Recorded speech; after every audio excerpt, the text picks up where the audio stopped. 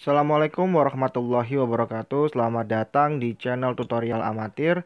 Video kali ini kita akan membahas materi pembelajaran IPA kelas 9 semester 1 bab 2 tentang sistem reproduksi tumbuhan.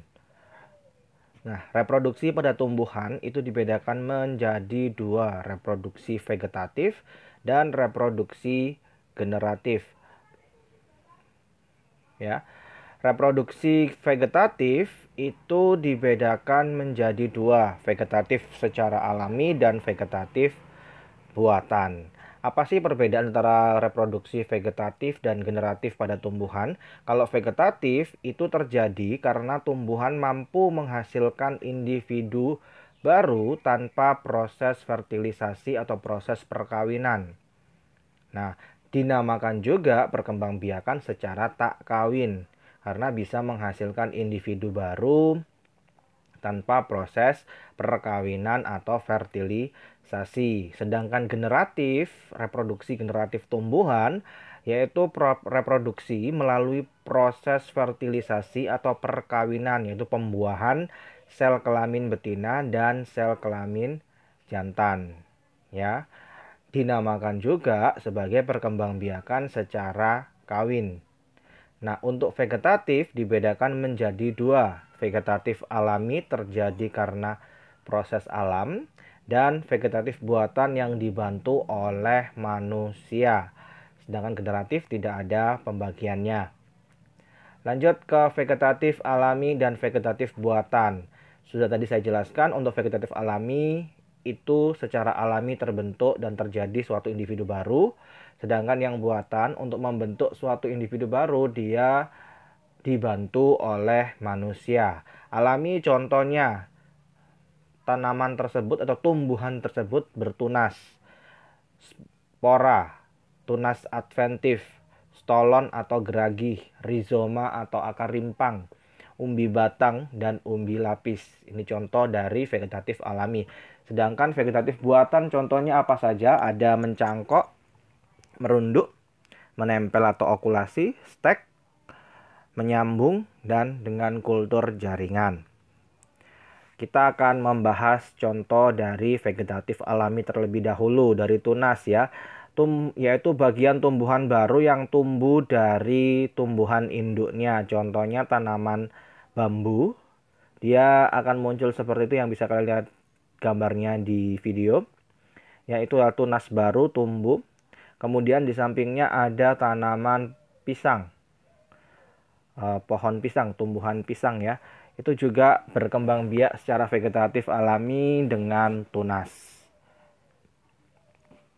Yang kedua, tunas adventif. Contoh yang sering kita temui adalah tanaman cocor bebek.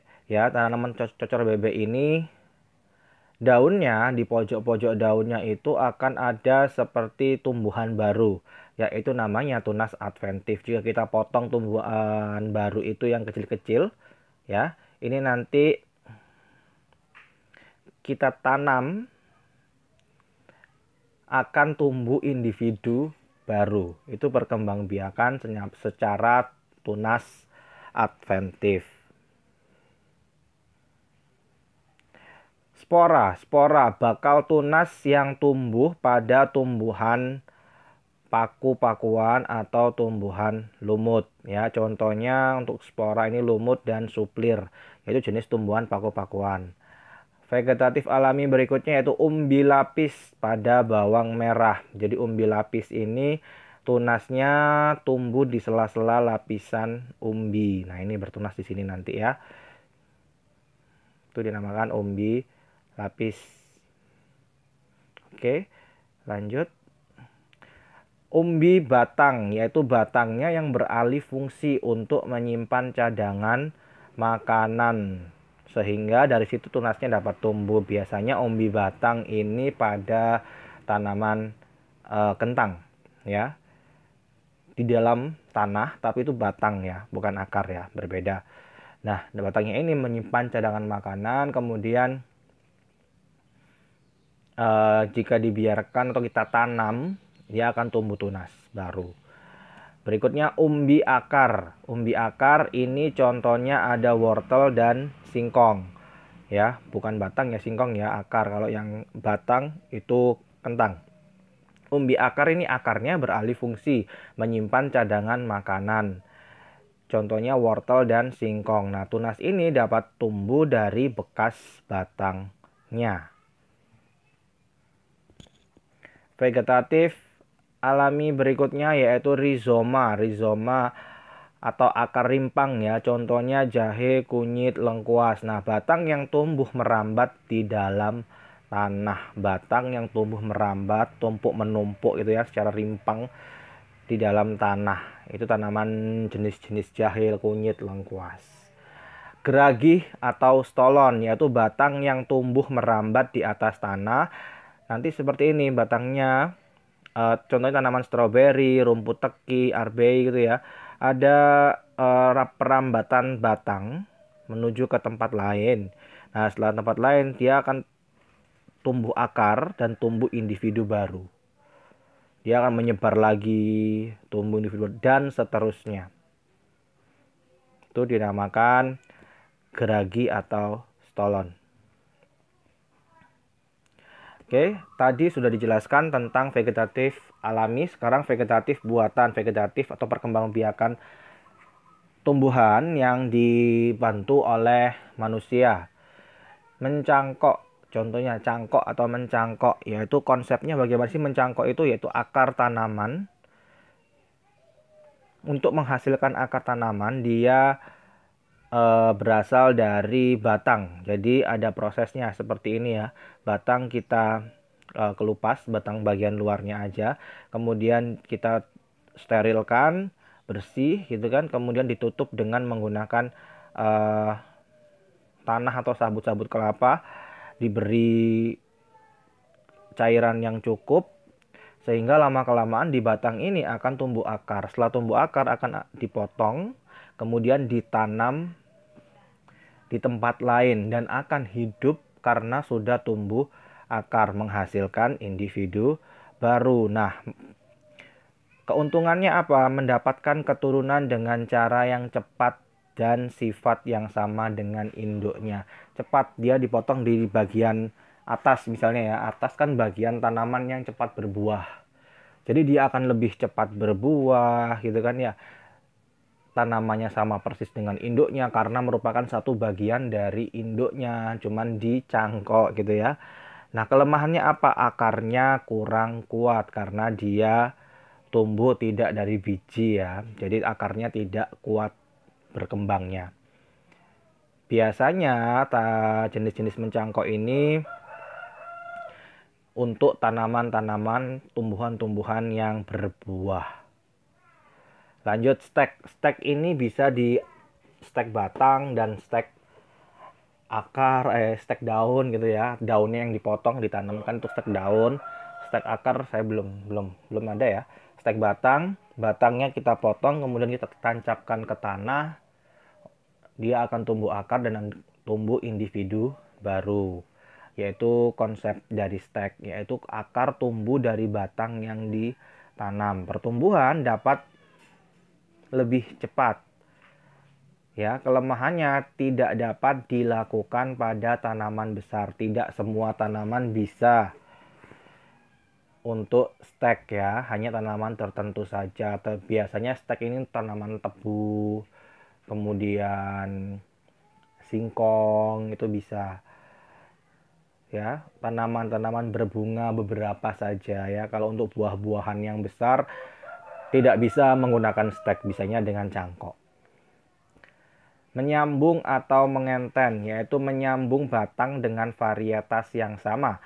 Fungsinya untuk apa? Memperbaiki sifat tanaman yang sudah tumbuh. Kelemahannya, hasil bisa tidak sesuai dengan harapan. Bisa digunakan untuk segala jenis tanaman bunga, buah, maupun tanaman hias. Jadi dia konsepnya itu menyambung, ini jenis tanaman A, disambung dengan jenis tanaman B, dililitkan plastik ya, agar tumbuh menyatu gitu kan ya, jadi individu baru. Nah, ini biasanya sering sekali digunakan dengan tanaman-tanaman berbunga. Tapi harus dipastikan varietasnya harus sama. Misalnya tanaman adenium ya harus sama dengan tanaman adenium. Tapi yang disambung yang berbeda apanya? Berbeda warna warna bunganya. Misalnya adenium warna kuning disambung dengan adenium warna merah. Nanti apakah menghasilkan bagaimana warnanya? Nanti perpaduan bisa menghasilkan orange atau bisa menghasilkan dua warna. Nah, itu proses dari menyambung atau mengenten. Biasanya tanaman hias ya. Kalau buah harus buah varietas yang sama. Misalnya jeruk dengan jeruk pongkan gitu ya. Dengan jeruk mandarin gitu bisa. Tapi harus dengan varietas yang sama. Kalau jeruk dengan pohon rambutan tidak bisa. Merunduk itu konsepnya bagaimana? Menumbuhkan akar dari batang yang ditanam dalam tanah. Ini hampir sama dengan geragih ya. Geragih tadi kan secara alami dia seperti merunduk.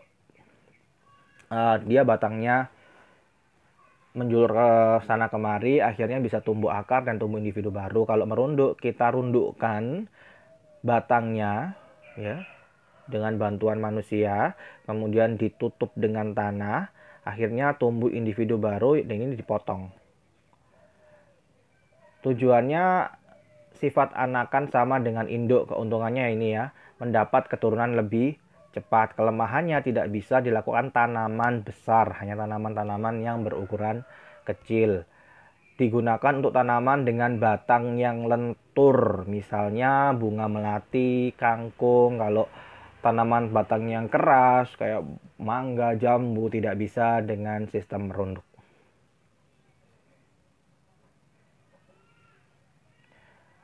Tadi sudah vegetatif alami, vegetatif buatan, dan perkembangbiakan secara tak kawin.